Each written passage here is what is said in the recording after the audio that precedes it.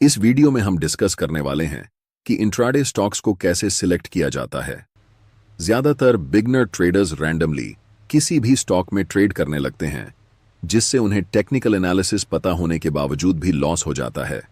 हम जानते हैं कि स्टॉक मार्केट में कई अलग अलग एसेट्स में ट्रेड कर सकते हैं, जिनमें स्टॉक्स में ट्रेड करके प्रॉफिट कमाना सबसे आसान है।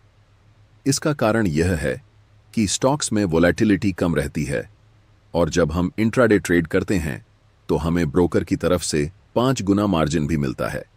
इस कारण हम कम कैपिटल में भी अच्छे रिस्क मैनेजमेंट के साथ डिसेंट अमाउंट प्रॉफिट बना सकते हैं। इस वीडियो में हम डिटेल में डिस्कस करेंगे कि professional intraday traders stock selection कैसे करते हैं। पहले वे सेक्टर वाइज एनालिसिस करते हैं और फिर उस सेक्टर के स्टॉक्स को सिलेक्ट करके इंट्राडे ट्रेड करते हैं। एनालिसिस के इस तरीके को डिटेल में जानेंगे, लेकिन वीडियो की शुरुआत से शुरू करेंगे ताकि बिगनर ट्रेडर्स को भी यह अच्छे से समझ में आए। मार्केट ओपन होने से पहले हमें यह जानना चाहिए कि उस दिन मार्केट का सेंटीमेंट क्या होने वाला है। सेंटीमेंट का मतलब है कि उस दिन मार्केट बुलिश है या फिर बेयरिश, और जो भी मार्केट का सेंटीमेंट होगा हम उसी दिशा में ट्रेड करेंगे। अगर मार्केट बेयरिश है तो हम ऐसे स्टॉक्स ढूंढेंगे जहां सेल ट्रेड का सेटअप बन रहा हो, और अगर सेंटीमेंट बुलिश है तो हम ऐसे स्टॉक्स ढूंढेंगे जहां बाय ट्रेड का सेटअप बन रहा हो। अब आप सोच रहे होंगे कि मार्केट सेंटीमेंट कैसे पता चलेगा। इसे पता करना बहुत आसान है और हम इसे 3 तरीकों से पता कर सकते हैं। पहला, मार्केट ओपन होने से पहले हमें एक बार ग्लोबल मार्केट को देखना होगा। इसे देखने के लिए हम गूगल पर जाएंगे और सर्च करेंगे ग्लोबल मार्केट। हमें मनी कंट्रोल की वेबसाइट दिखेगी जिसे ओपन करना है। ओपन करने के बाद आपको दुनिया की सभी प्रमुख मार्केट्स दिख जाएंगी, जैसे यूरोपियन मार्केट्स, एशियन मार्केट्स आदि। यहां हमें यूएस मार्केट पर नजर डालनी है, क्योंकि यह दुनिया का सबसे बड़ा मार्केट है, और अगर यूएस में कुछ होता है तो इसका असर लगभग सभी देशों की मार्केट्स पर पड़ता है। अगर यूएस मार्केट बुलिश है तो हम बाय वाले स्टॉक्स पर ट्रेड करेंगे, और अगर यूएस मार्केट बेयरिश है तो सेल वाले स्टॉक्स में ट्रेड करेंगे। दूसरा, हमें एफआईडीआई डेटा चेक करना है। ये डेटा एक दिन पुराना होता है, यानी अगर आज 18 सितंबर है तो हमें 17 सितंबर की बाइंग और सेलिंग दिखेगी। अगर इन्होंने पिछले दिन पैसा मार्केट में डाला है तो हमारे लिए ये बुलिश सेंटीमेंट का संकेत होगा, और अगर इन्होंने पैसा निकाला है तो ये बेयरिश सेंटीमेंट का संकेत होगा। तीसरा, हमें सुबह 9:08 पर पता चल जाएगा कि निफ्टी उस दिन गैप अप हुआ है या गैप डाउन। अगर गैप अप हुआ है तो सेंटीमेंट पॉजिटिव है, और अगर गैप डाउन हुआ है तो सेंटीमेंट नेगेटिव है। सेंटीमेंट के हिसाब से हम स्टॉक्स को सिलेक्ट करेंगे और ट्रेड में एंट्री लेंगे। इन 3 तरीकों से हम मार्केट के सेंटीमेंट का पता लगा सकते हैं कि मार्केट ओपन होने के बाद प्राइस ऊपर जाएगा या फिर नीचे।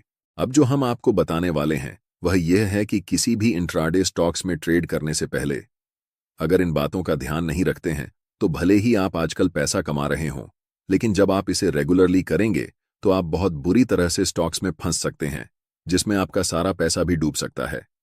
इसलिए इन बातों को ध्यान से देखना जरूरी है। स्टॉक में एंट्री लेने से पहले हमें उस स्टॉक की क्वालिटी चेक करनी है। उस स्टॉक की लिक्विडिटी हाई होनी चाहिए, यानी उसमें वॉल्यूम ज्यादा होना चाहिए, ताकि आपको मार्केट से एग्जिट करने में दिक्कत ना हो। क्योंकि अगर लिक्विडिटी कम रही तो चाहकर भी आप उस स्टॉक से एग्जिट नहीं कर पाएंगे, जिससे आपको बड़ा लॉस हो सकता है। दूसरी बात, उस स्टॉक में वोलेटिलिटी ज्यादा होनी चाहिए। अगर कोई स्टॉक 3-4 दिनों से साइडवेज में है तो ऐसे स्टॉक में एंट्री करने का कोई फायदा नहीं होगा, क्योंकि इससे सिर्फ आपका ब्रोकरेज और चार्ज लगेगा। इसलिए स्टॉक में एंट्री लेने से पहले उसकी वोलेटिलिटी चेक कर लें। अगर वोलेटिलिटी ज्यादा है और स्टॉक ऊपर नीचे ज्यादा मूव कर रहा है, तभी हम उस स्टॉक को सिलेक्ट करेंगे। तीसरी बात, हमें इंट्राडे ट्रेडिंग पेनी स्टॉक्स में नहीं करनी है, क्योंकि पेनी स्टॉक्स को बहुत आसानी से ऑपरेटर मैनिपुलेट कर सकते हैं। अगर आप पेनी स्टॉक्स में ट्रेड करेंगे तो आपका टेक्निकल एनालिसिस काम नहीं करेगा, जिससे आपको बड़े लॉसेस का सामना करना पड़ सकता है। मैंने जो भी रूल्स आपको बताए, इन्हें फॉलो करके स्टॉक सिलेक्ट करना मुश्किल हो सकता है, लेकिन अगर आप सिर्फ लार्ज कैप में ट्रेड करें तो ये सारे रूल्स अपने आप फॉलो हो जाते हैं। इसलिए भारत की टॉप 100 लार्जेस्ट कंपनियों की एक लिस्ट बना लें और उन स्टॉक्स में से सेंटीमेंट या एनालिसिस के आधार पर ट्रेड में एंट्री करें। इन टॉप 100 कंपनियों की लिस्ट के लिए सबसे पहले गूगल पर जाएं और सर्च करें top 100 Indian large cap stocks. आपको मनी कंट्रोल की वेबसाइट दिखेगी जिसे ओपन करना है। ओपन करने के बाद आपको 100 कंपनियों की पूरी लिस्ट दिख जाएगी जिसे अपने डिमैट अकाउंट के वॉच लिस्ट में ऐड कर लें। अब बात करते हैं कि प्रोफेशनल ट्रेडर्स सेक्टर एनालिसिस करके स्टॉक्स को कैसे ढूंढते हैं। सेक्टर एनालिसिस के लिए ज्यादातर ट्रेडिंग ऐप्स में इनबिल्ट सेक्टर वाइज लिस्ट होती है। अगर है तो बहुत अच्छा, और अगर नहीं है तो हमें सभी सेक्टर्स की लिस्ट बना लेनी है, जैसे Nifty onto, Nifty FMCG, Nifty media, Nifty metal, Nifty pharma आदि। इन सभी के चार्ट्स को हम मल्टी टाइम फ्रेम एनालिसिस से एनालाइज करेंगे। पहले हम वन डे टाइम फ्रेम में सेक्टर के चार्ट को एनालाइज करेंगे। एनालाइज करने का सबसे आसान तरीका है कि इंडिकेटर सेक्शन में जाएं और सुपर ट्रेड नामक इंडिकेटर को चार्ट पर लगा दें। इससे हमें उस सेक्टर की ट्रेंड का पता चल जाएगा। अगर ट्रेंड अप ट्रेंड में है तो हमें उस सेक्टर के ऐसे स्टॉक्स को चुनना है जो अप ट्रेंड में रहते हुए कंसोलिडेट कर रहे हों। ध्यान दें कि हमें यह एनालिसिस 4 आवर टाइम फ्रेम में करनी है। उन सभी स्टॉक्स में सपोर्ट और रेजिस्टेंस लेवल कंसोलिडेशन जोन के ऊपर और नीचे ड्रॉ करके रख लें। अगले दिन, जिस दिन आप ट्रेड लेने की तैयारी कर रहे हों, उस दिन आपको 3 मिनट के टाइम फ्रेम में चार्ट ओपन करना है। अगर उस दिन की पहली 3 मिनट की कैंडल रेजिस्टेंस लेवल को ब्रेक करके ऊपर क्लोज होती है और अगली कैंडल पहली कैंडल की हाई को ब्रेक करती है तो हमें बाय पोजीशन में एंट्री लेनी है। इस स्थिति में हमारा स्टॉप लॉस प्रीवियस डे की लास्ट कैंडल की लो होगी। और अगर स्टॉप लॉस बड़ा हो रहा है और रिस्क रिवॉर्ड रेशियो फेवरेबल नहीं है तो उस समय हमें पहली कैंडल की लो को स्टॉप लॉस रखना है। अगर अभी भी आपको समझ में नहीं आया तो कोई बात नहीं, चलिए इसे एक उदाहरण की मदद से समझते हैं। एक जरूरी बात, अगर आप चार्ट्स पर मल्टीपल इंडिकेटर्स का उपयोग करते हैं या एक साथ 4-5 चार्ट्स देखते हैं तो आपके पास ट्रेडिंग व्यू का प्रीमियम प्लान होना जरूरी होता है। इसका कॉस्ट 12,000 रुपये पर ईयर है।